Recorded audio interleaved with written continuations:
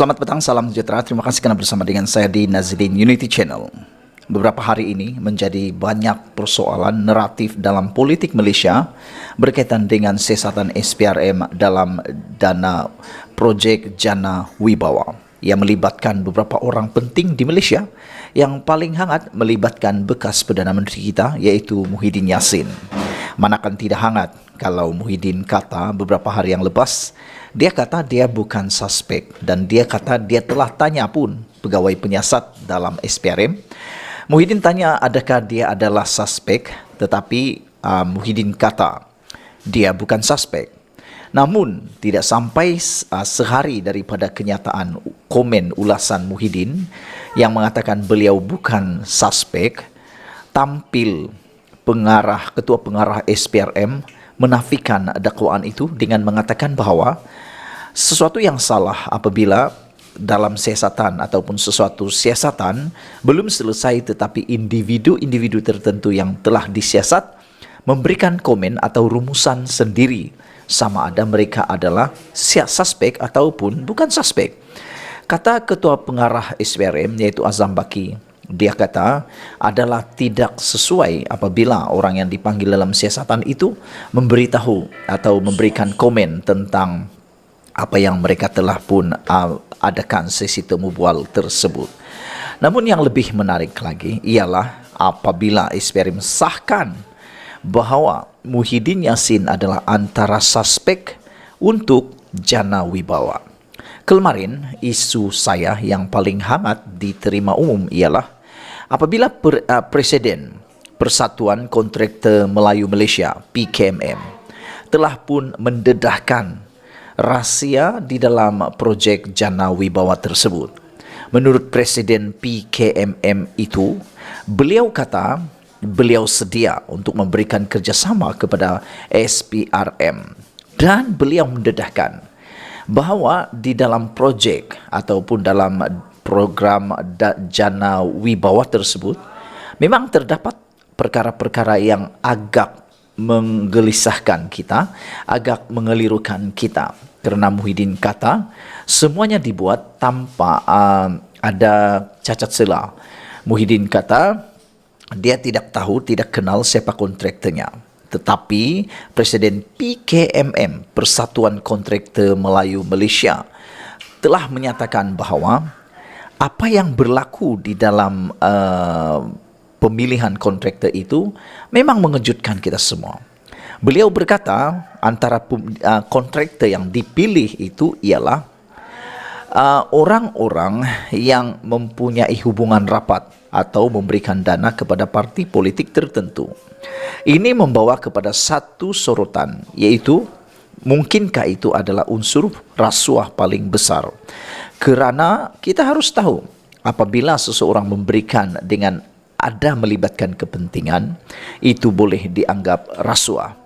Namun yang lebih mengejutkan kita apabila Presiden PKMM itu mengatakan kontraktor yang dipilih itu, beliau kata begini, yang menarik itu ialah kami bukan cemburu, kata beliau. Dia kata bukan cemburu pendedahan itu, tetapi yang menggelisahkan, menakutkan dia ialah ada kontraktor yang dipilih itu adalah kontraktor yang tiada kecekapan, tiada kemahiran dan tiada kelayakan. Namun demikian oleh kerana mereka ada hubungan baik dengan parti-parti politik tertentu menurut Presiden PKMM itu, maka mereka berjaya mendapatkan projek tersebut. Menjadi persoalan kita ialah benarkah Muhyiddin Yassin tidak mengenali kontraktor-kontraktor yang dinyatakan itu? Kalaulah kita merujuk kepada isu dan kes sebelum ini yang melibatkan ahli politik iaitu Najib Tun Razak, ini mungkin boleh menjadi tanda tanya besar. Kerana kalau kamu masih ingat ketika Najib ditanya tentang isu 1MDB, beliau ditanya tentang siapa penderma. Beberapa kali Najib menafikan dan ada juga dia cakap dia tak kenal. Akhirnya berubah pula kepada Raja Arab. Dan banyak lagi lah yang dinyatakan oleh Najib Tun Razak ketika ditanya tentang skandal 1MDB yang terkenal itu.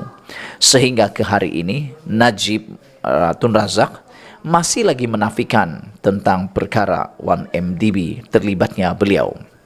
Jadi seperti yang saya nyatakan tadi, kalau merujuk kepada kesamaan ahli politik ini, pertama bekas Perdana Menteri, kedua mereka adalah antara Perdana Menteri yang telah disiasat SPRM. Adakah dengan ini ada kesamaan antara Najib dengan Muhyiddin Yassin?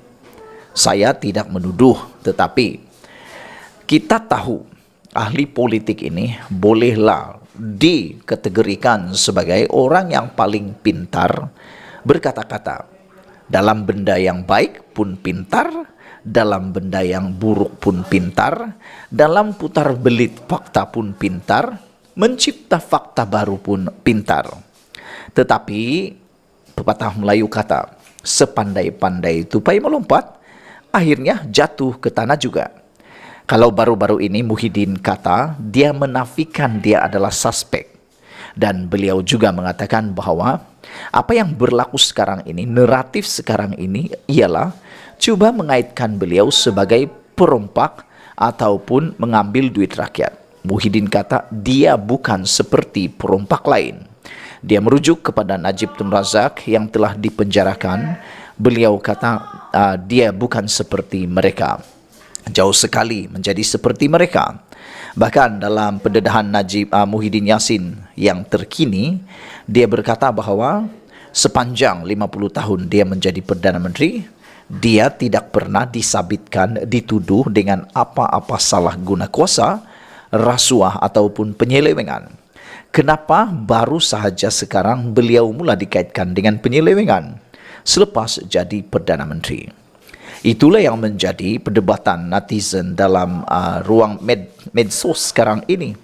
Apabila ada yang menyokong Muhyiddin Yassin disabotaj, ada juga yang menyokong Muhyiddin Yassin difitnah, namun ada juga orang-orang yang tidak mudah terpedaya.